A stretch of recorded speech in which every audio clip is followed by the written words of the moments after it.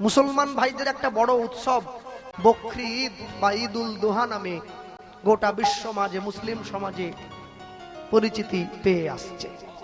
তাদের ধর্ম অনুযায়ী একটা পালন হবে। যাদের বাড়ির পাশাপাশি মুসলমান ভাইরা থাকে তারা জানে, আমাদের বাড়ির পাশাপাশিও আছে, যেটাকে মুসলিমি ভাষায় বকরি ঈদ বলা হয়। বকরি মানে হচ্ছে ছাগল বা ভেড়া জাতীয় কোনো পশু, ঈদ। আর এটাকে মুসলমানি ভাষায় বলে ঈদ উল দোহা। এই উৎসবটার ভালো নাম। ঈদ শব্দের অর্থ হচ্ছে কি জানেন? ঈদ শব্দের অর্থ হচ্ছে সমর্পণ করা। ঈদ শব্দের অর্থ মুসলমানি ভাষায় একটা সুন্দর অর্থ আছে ধর্মীয় রীতি অনুযায়ী। সেটা কি না, যাকে আমরা ভগবান বলি তাকে তো মুসলমানরা আল্লাহ বলে। এই আল্লাহ নবী ইব্রাহিমকে পরীক্ষা করবার জন্য একটা মহা পরীক্ষায় ফেলে দিয়েছিল যে তুমি যদি আমাকে সত্যি ভালোবেসে থাকো তাহলে তোমার জীবনের সব থেকে প্রিয় জিনিসটা তুমি আমাকে উৎসর্গ করো, তাহলে আমি বুঝবো তুমি আমাকে ভালোবাসো। মানুষ যেমন আমরা হিন্দুরা কি করি, ভগবানকে তার ভালো লাগার জিনিসটা উৎসর্গ করি, ঠিক তেমনি ভাবে যাকে আমরা ভগবান বলি তাকে মুসলিমরা আল্লাহ বলে। তো সেই আল্লাহ নবী ইব্রাহিমকে বলেছিলেন যে তুমি তোমার জীবনের সব থেকে প্রিয় ভালোবাসার জিনিস যদি সত্যি আমাকে ভালোবেসে থাকো আমাকে উৎসর্গ করো। তো এই ইব্রাহিমের ছেলের নাম হচ্ছে ইসমাইল।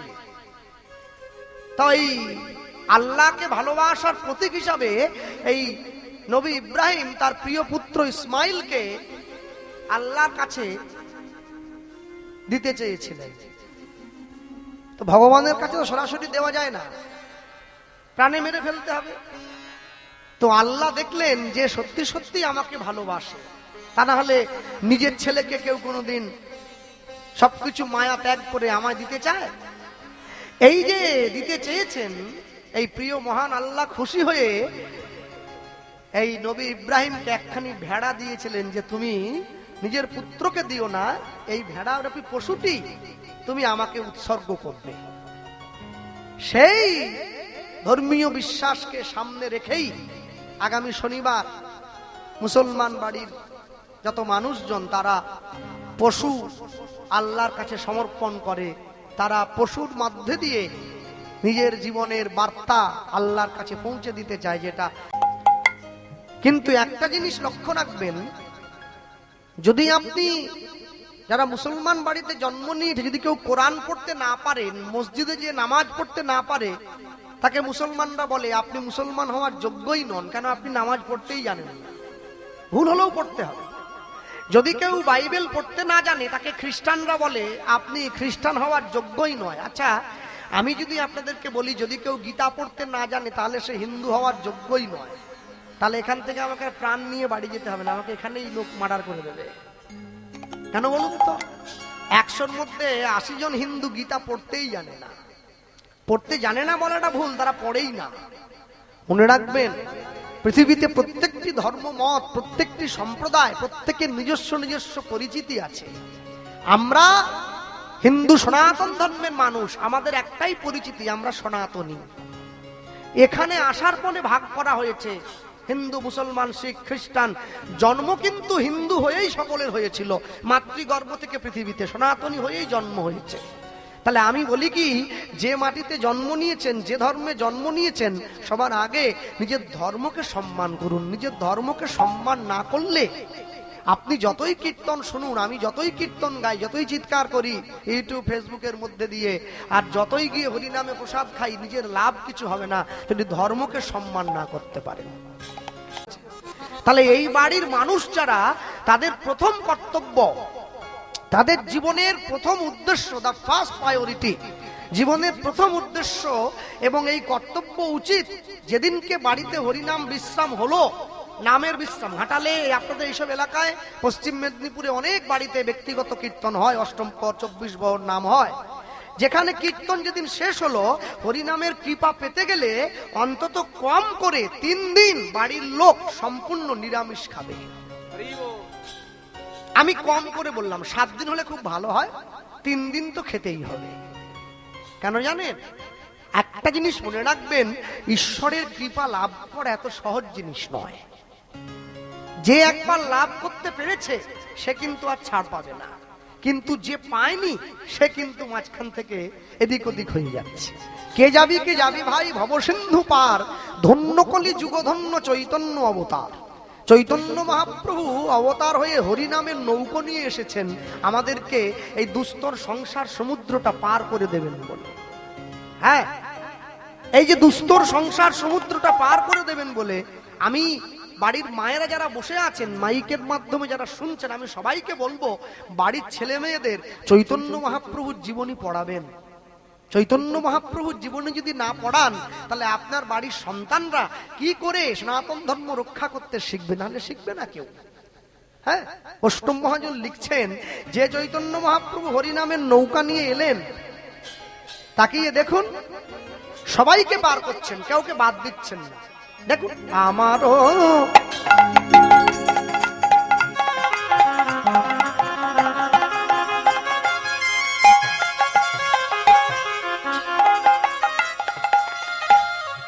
ও গো আমারও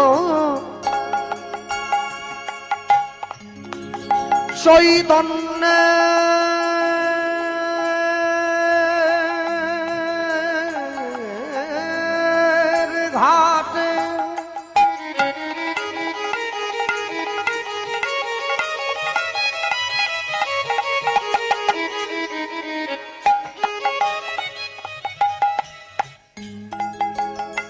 আদান খেয়াবয়, পয়সা লাগবে না, আদান খেয়াবয়, কোনো দান লাগে না, সুযোগও আছে। জড় অন্ধ আতুর সব অনায়াসে পার হয়। নিতাই গৌর প্রেমানন্দে হরি বল।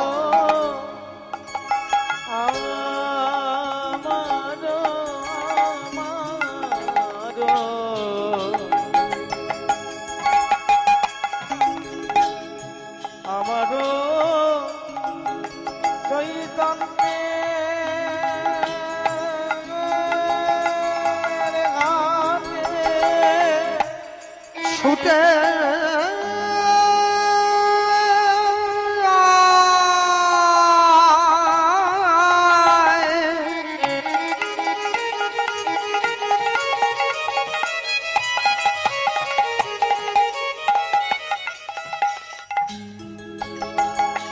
ছুটে যা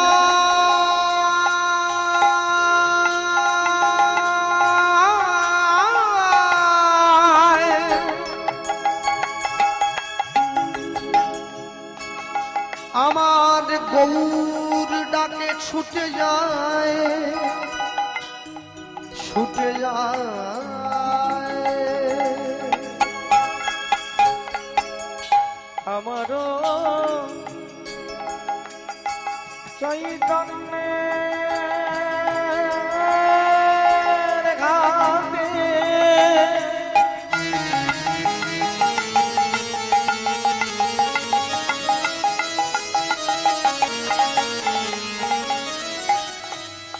आदन के খেয়াবয় अगजन अंध आतुर अनायासे पार गए। সেজে লয়ে হরি নামের তোরি, সেজে লয়ে হরি নামের তোরি, সেজে লয়ে হরি নামের তোরি, সেজে লয়ে হরি নামের তোরি। ওই যে নদীয়াতে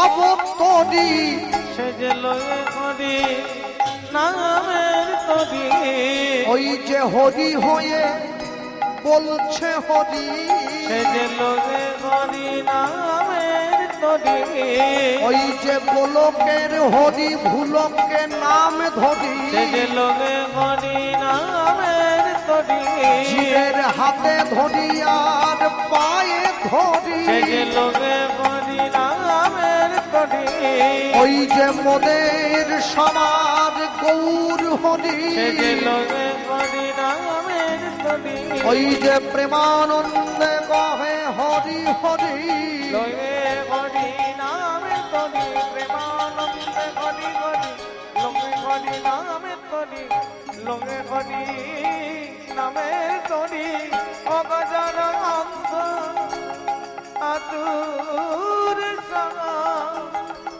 অনায়াসে পার কয় ও গো চড়য়ন্ধ আতুর সঙ্গ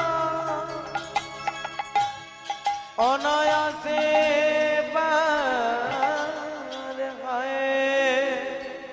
পৃথিবীতে প্রত্যেকটি মানুষ নিজ নিজ স্বীয় স্বীয় কর্ম সম্পাদনের জন্য জন্ম নিয়েছে। আপনি যদি 100 বছর বয়স হয়ে যায়, কেউ যদি মনে মনে চায় মন আমার যবে নিরামিষ খেতে চাইবে আমি তবে নিরামিষ, মন কোনোদিনও চাইবে কোনোদিনও। 65 বছর বয়সে গিয়েও মন চায় আর একটা 20 বছরের মেয়ে বিয়ে করতে পারলে ভালো লাগতো। মন আবার চাইবে কি? মন সারা জীবন চাইবে আরো খায়, আরো জমায়, আরো টাকা, আরো বাড়ি, আরো গাড়ি। 1 গ্লাস করে বার্লি খেয়ে সারাদিন কাটাচ্ছে, তার মন চায় ব্যাংকে আরো 50 লাখ টাকা থাকবে।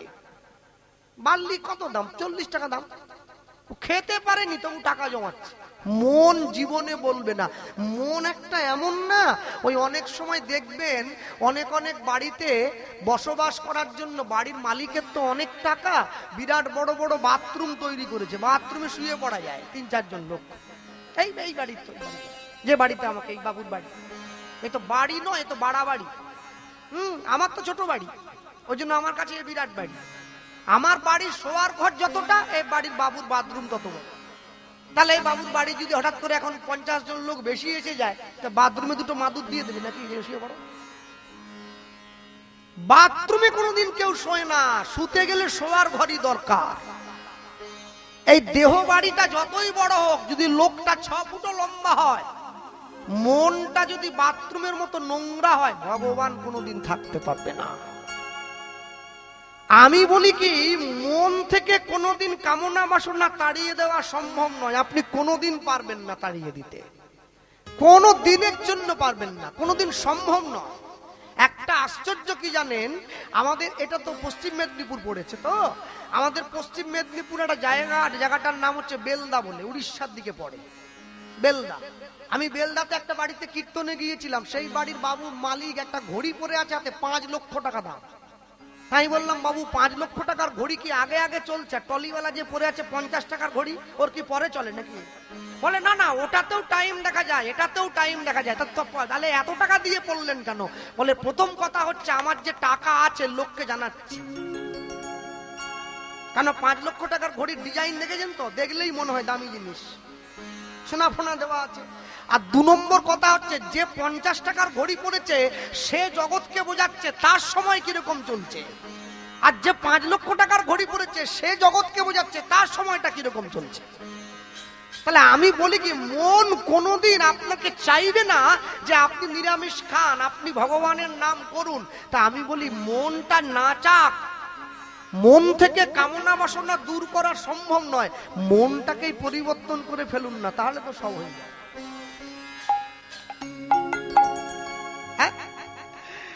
এতদিন পর্যন্ত চায়ের দোকানে গিয়ে বসেছেন, ডেলি বিকাল হলে তাসের আড্ডায় গিয়ে বসেছেন, এইবারে মনটাকে পরিবর্তন করুন। আর চায়ের দোকানে যাব না, কাল থেকে পাশে যে ভক্ত বাড়িটা আছে ওইখানে গিয়ে সন্ধ্যার পরে একটু ভাগবত পাঠ শুনবো, দেখবেন মন পরিবর্তন হচ্ছে। ভালো না লাগলেও লোকে মোবাইল ঘাটে, ইচ্ছে হয় না তবু ঘাটছে। ভালো না লাগলেও লোকে টিভি দেখে, ইচ্ছে হয় না তবু দেখছে। কিন্তু ভালো না লাগলে কীর্তন শোনে না, চট করে উঠে বাড়ি চলে যায়। সহজে ভালো লাগে না তো, ধুলো পড়ে যায়, তো যে ঘরগুলো ব্যবহার কম হয় ধুলো পড়ে যায়। আপনি যখন প্রথমবার একটু ঝাঁট দিয়ে ঘরটা পরিষ্কার করবেন, ধুলোগুলো উড়ে এসে আপনারই চোখে নাকে ঢুকে যাবে। প্রথমে একটু বিরক্ত লাগে, কিন্তু তারপরে ভালো করে একটু ঝাঁট দিয়ে পরিষ্কার করলে ধুলোটা চলে যায়। চট করে মন হরিনামে বসতে চায় না, ধুলো পড়ে আছে। একটু আস্তে আস্তে করে বসাতে হয়, একবার দুবার তিনবার চারবার, এবার দেখবেন পাঁচবারের বার গিয়ে মন আর যা বসে যায়, আর উঠতেই চায় না, একবারে বসেই থাকতে চায়। মানুষ কত চালাক জানেন, মরে যাওয়ার পরে এই জামাটা দিয়ে দেয়, বলে এইটা পরে কীর্তন গাইতো তো, এইটা দিয়ে দে, এইটা দেখলে কেমন একটা শোক দুঃখ লাগে, আর এই কাপড়টা পরে গাইতো, মরার ছোঁয়াটাও আছে, এগুলো দিয়ে দে। যে বিছানাটায় শুয়ে মরেছে ওটাও দে, কেননা একটা মানে ব্যাপার আছে আর কি। হঠাৎ করে বাড়ির বৌমা এসে আংটি খুলে নিচ্ছে, বলে ওটা দেবি না, বলে না সোনায় কোনো দোষ নাই। হ্যালো, গলার হার, বলে খোলো খোলো খোলো। মনে রাখবেন, মানুষ আসল জায়গায় চাবি মেরে রেখে দিয়েছে। বাড়িতে টিভি, ফ্রিজ, এসি, আলমারি ওগুলো দেয় না, বলে ওগুলোতে দোষ হয় না। হ্যাঁ, যত দোষ এই জামা কাপড়। হ্যাঁ, মরার পরে একটা ফুটো কলসি দিয়েছে, কেন মরে গেছে তো উঠে জল খেতে পারবে না, ওই জন্য কলসি ফুটো করে দিয়েছে, শুয়ে শুয়েই জল খাবে। আপনি যত নিজেকে নিয়ে ব্যস্ত হতে চাইবেন, তত মন আপনাকে ব্যস্ত করতে চাইবে। সব সময়ের জন্য জানবেন, পৃথিবীতে এসে যখন পড়েছি আমাকে চলে যেতেই হবে, আজ হোক বা কাল। তাহলে চলেই যখন যাব, আমি সারা জীবন সংসারের জন্য করেছি, এবারে নিজের জন্য একটু করব।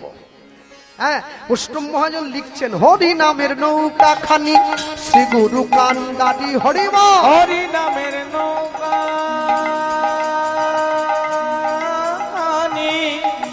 শ্রী গুরু কান্দারি, হরি নামের নৌকা খানি শ্রী গুরু কান্দারি, হরি নামের নৌকা শ্রী গুরু কান্দারি। ও গো সংকীর্তন করা বলো, দুবাহু পশারি উলুধ্বনি, সংকীর্তন করা হলো দুবাহু পাশারি। ও গো সংকীর্তন করা বলো, দুবাহু পশারি। ও গো সংকীর্তন করা হলো দুবাহু পাশারি। ও গো সকল জীব, সকল জীব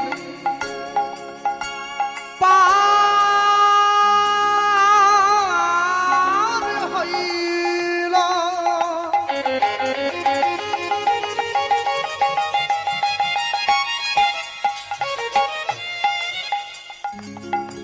প্রেমের বাতাসে লোচন দাস পড়িয়া রইল, আপনার দোষে। ও গো সকল জীব পার হইল, পার হইল।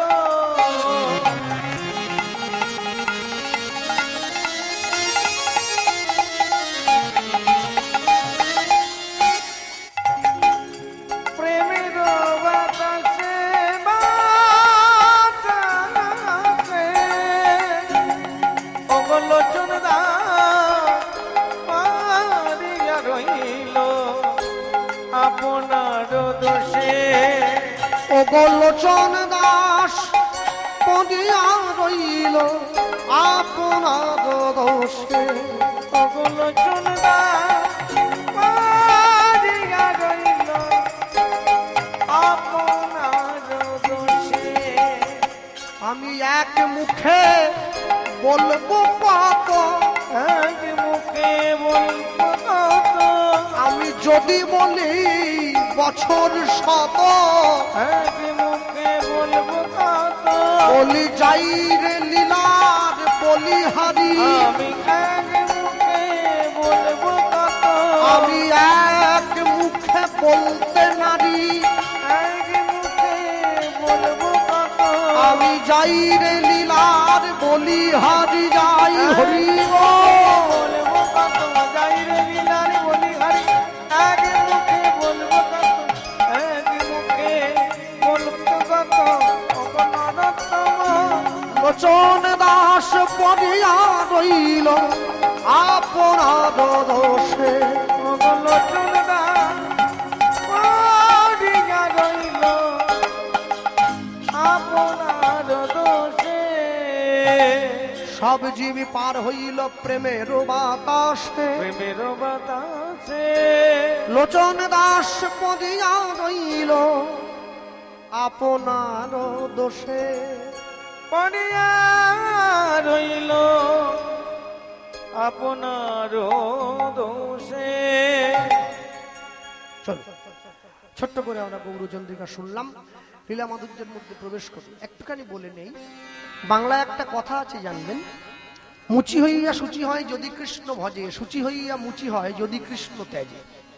লোকে বলে আচ্ছা, মুচি হইয়া সূচি হয় যদি কৃষ্ণ ভজে, মানে হলো কেউ যদি মুচি বাড়ির ছেলে হয়, ও যদি কৃষ্ণ ভজন করে তাহলে লাভ দিয়ে বামুন হয়ে পড়বে, কোনোদিন হবে না।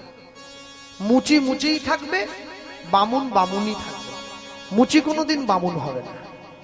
কিন্তু যদি সে কৃষ্ণ ভজন করে তাহলে কৃষ্ণ ভজনের অধিকারটা পাবে। হ্যাঁ, আর যদি কেউ ব্রাহ্মণ হয়, সে যদি কৃষ্ণ ভজন নাও করে, সে কোনোদিন মুচি হবে না, ব্রাহ্মণ ব্রাহ্মণই থাকবে। তবে তফাৎ কি হবে? ব্রাহ্মণ তার নিজের জায়গার থেকে নিজের স্থানটা হারিয়ে ফেলবে। এই জন্য বলা হয়েছে মুচি হয়ে সূচি হয় যদি কৃষ্ণ ভজে, সূচি হয়ে মুচি হয় যদি কৃষ্ণ ত্যাজে। ভক্তমণ্ডলী মায়েরা, আমরা এ প্রসঙ্গে বলতে গিয়ে আজকে শুনছি পরম কৃষ্ণ ভক্তের কথা। সবার আগে বলতে গিয়ে বলবো, হরিসভায় বসে আজকে কীর্তনের অন্তিম দিনে দাঁড়িয়ে আমাদের আস্বাদিত গীতব্য লীলা মাধুর্য সকল তথ্যকে হৃদে ধরে পরম কৃষ্ণ ভক্ত বৈষ্ণব প্রেমানন্দের পুনর্জন্ম। আমি বলতে গিয়ে একটুখানি পিছনে পিছিয়ে আসি। এই প্রেমানন্দের বাড়ি ছিল কাশীধামের মেধাগ্রামে। কথার সময় ডিলে কমিয়ে রাখুন, গানের সময় দিলে।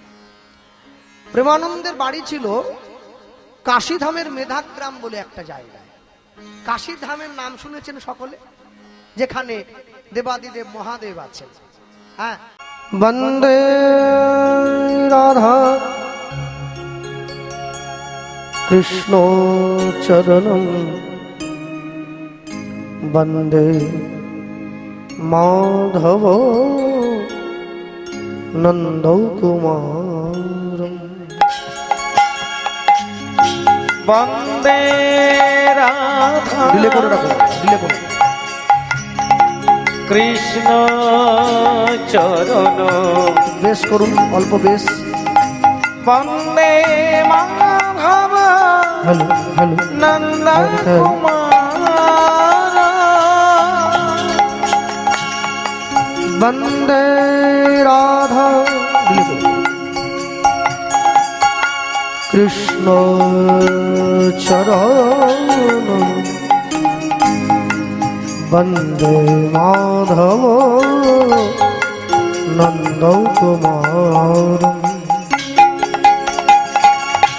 বন্দে রাধা কৃষ্ণ চরণ, বন্দে মাধব নন্দ কুমার।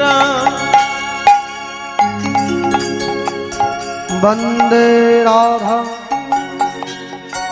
করুণায় পার, বন্দে মাধব নন্দ কুমার। বন্দে ধরে আছে। রাধা করুণায় পার, বন্দে মাধব গৌর গোবিন্দ। বন্দে রাধা করুণায় পার, বন্দে নন্দ কুমার বন্দে রাধা করুণায় পার বন্দে মাধব নন্দ কুমার বন্দে রাধা কৃষ্ণ চরণ বন্দে রাধা কৃষ্ণ চরণ বন্দে মাধব নন্দ কুমার বন্দে মাধব নন্দ কুমার বন্দে রাধা কৃষ্ণ চরণ বন্দে রাধা কৃষ্ণ চরণ বন্দে মাধব নন্দ কুমার বন্দে মাধব নন্দ কুমার নিত্য নমস্তুভ্যং প্রেমানন্দ প্রদায়িনে কলৌ কলমশ নাশায় জন্মবাপতে নমো নমঃ আজানুলম্বিত ভুজৌ কনকাবদাতৌ সংকীর্তনৈক্যপীতম কামনাম তাকশৌ বিশ্বম্বরৌ দ্বিজবরৌ যুগো ধর্ম পালৌ বন্দে জগৎ প্রিয়করৌ করুণাবতারৌ মূকং করতি বাচালং পঙ্গুং লঙ্ঘয়তে গিরিম यत् कृपातमहं वन्दे परमानन्द माधव वंशाकल्पतरुवश्च कृपा सिन्धुभ्य एव च पतितानं पावनेभ्यो साधु गुरु वैष्णव चरणभ्यो नमो नमो नमो नमो नमो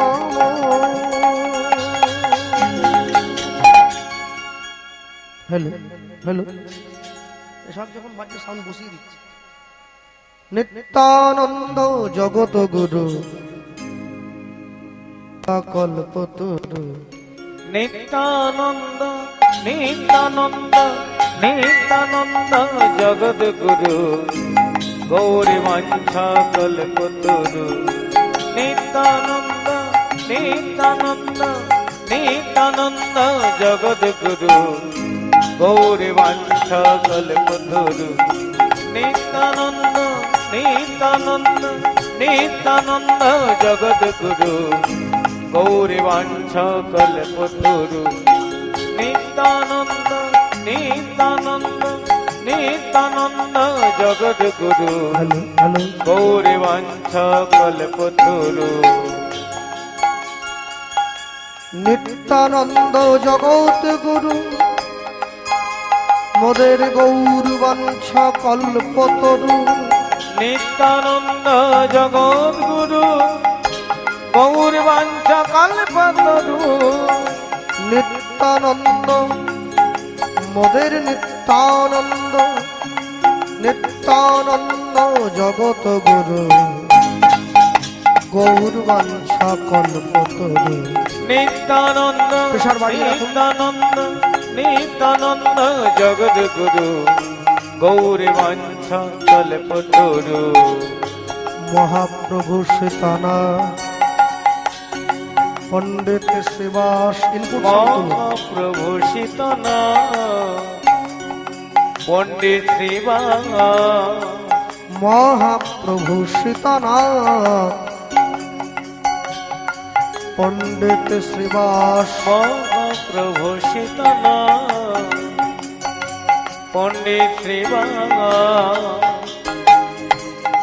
গৌরমা গদাধরের প্রাণ নিত্যানন্দ নিত্যানন্দ নিত্যানন্দ জগদ্গুরু হ্যালো গৌরী বাঞ্ছা তাহলে তো কল্পতরু প্লেন হয়েছে কোনো ডিলে নেই নিত্যানন্দ নিত্যানন্দ ডিলে করতে হবে সব নিত্যানন্দ জগদ্গুরু ডিলে নেই গৌরী বাঞ্ছা কল্পতরু মোদের গৌর বাঞ্ছা কল্পতরু মোদের গৌরী বাঞ্ছা কল্পতরু মোদের গৌর বাঞ্ছা কল্পতরু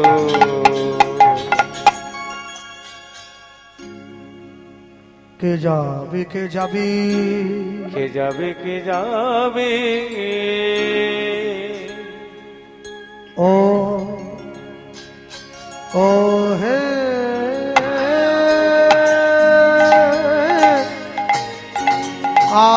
আহারে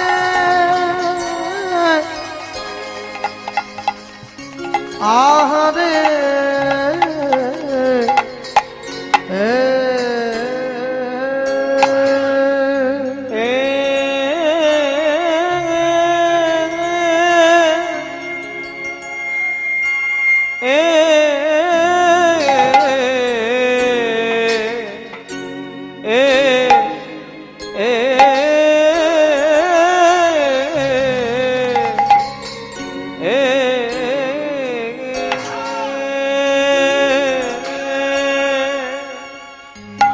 বলি দেখো ধন্য হইল ধন্য হইল ও ও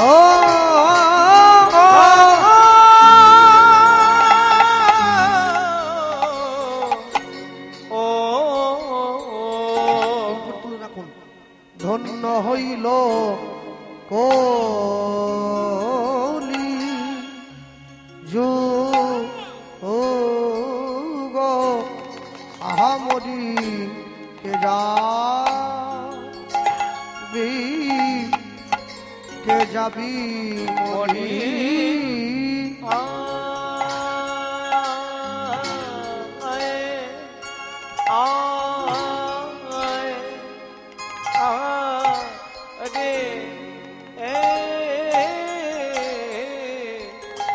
বলে ধন্য হইল ও ও ধন্য হইল কলি যু ও আহামরি কে যাবি মরি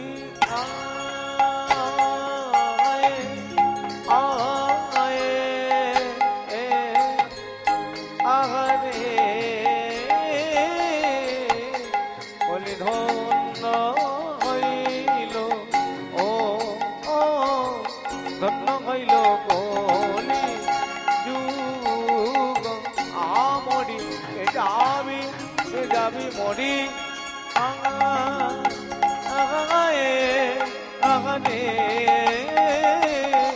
বলে ধন্য হইল ও ধন্য হইল কলি যুগ আমরি কে যাবি মরি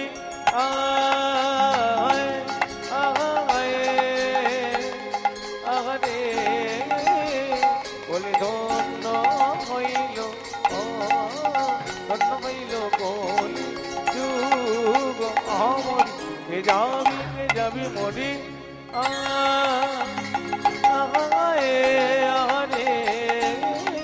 নিতাই গৌর প্রেমানন্দ হরি ধন্য হইল কলি যুগ আমরি কে যাবি মরি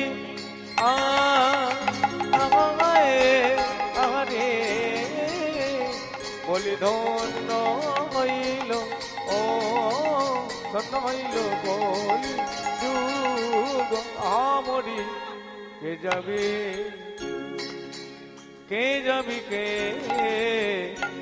যাবি ভাই রে এ এ এ বসো आनंद लीलामय विग्रहाय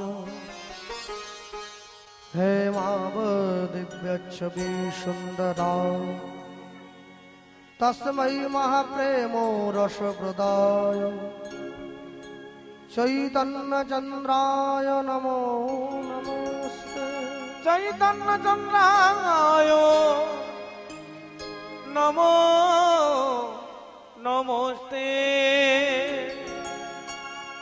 ত্রিনাদপি শুনিচেন তরোরপি সহিষ্ণুনা অমানেন মানধীন কীর্তনীয় সদা হরি। কীর্তনিকা সদা গৌরী। জয় নিতাই। উপস্থিত মহা হ্যাঁ ঠিক আছে ঠিক আছে। উপস্থিত মহামহালীলা সংকীর্তন রূপী মহত্তর যজ্ঞানুষ্ঠান। কীর্তন প্রারম্ভে নিকটস্থ দূরগত অনাহুত আহুত নিমন্ত্রিত অনিমন্ত্রিত ভক্তমণ্ডলী ভক্তিমতী মায়েরা আজকে যাও বসো। ভক্ত ভগবানের মধুর লীলা গুণ কথা শ্রবণ করবার জন্য উপস্থিত হয়েছেন। তাদের সকলা শ্রীচরণে শতকোটি দণ্ডবত প্রণাম। অনন্ত অনন্ত কোটি বিশ্ব ব্রহ্মাণ্ডের যত নিষ্ঠাবান বৈষ্ণব, নিষ্ঠাবান ব্রাহ্মণ, নিষ্ঠাবান ভক্ত, ভক্তিমতী মায়েদের চরণে শতকোটি দণ্ডবত প্রণাম। সারা বিশ্বের যত মহামানব যারা সাকারে নিরাকারে আমাদের মাঝে ইতিউতি অবস্থান করছেন, সকল মহামানববর্গের শ্রীচরণ তলে শতকোটি দণ্ডবত প্রণাম। মানুষকে সম্মান দিলে সেই সম্মান ঈশ্বরে মেলে, সর্বশাস্ত্রে তাহার প্রমাণ পাই। কবিচণ্ডী দাস যিনি উচ্চকণ্ঠে বলেছেন, তিনি সবার উপরে মানুষ সত্য, দেখো তাহার উপরে নাই। জয় নিতাই গৌর হরি বল। আচ্ছা, সেই অন্ধকারে মায়েরা বসে আছে কেন? ওই যে ওইখানে এখানে আসন দিয়েছে, তোমরা ওইখানে বসে আছো কেন? চলে আসো চলে আসো চলে আসো। উঠে গেলে কিছু বলবো নি, এসো। এ তো আর সিরিয়াল নয় যে ভালো না লাগলেও বসে থাকবে। এসো এইখানটা এসো। হ্যাঁ, আরে আমিও তোমাদের মুখটা একটু দেখি। আমি দেখতে খারাপ বলে কি তোমাদের দেখবো নি? এসো এইখানটা এসো। চলে এসো এসো এসো। চট্ট ডানতে হবে না, চলে এসো। মায়েরা শুধু অন্ধকারে বসে, এই বিরাট ব্যাপার। হ্যাঁ এসো মা, চলে এসো। আর রাস্তায় দাঁড়িয়ে আছে যে মায়েরা, তোমরাও চলে এসো। এসো। হ্যাঁ, বাড়ি মালিক তো বলেই দিয়েছে কীর্তনের পরে সকলের জন্য প্রসাদের ব্যবস্থা আছে। হ্যাঁ, তো অন্ধকারে বসবে কেন? আলোতে বসো। জয় নিতাই গৌর হরি বল।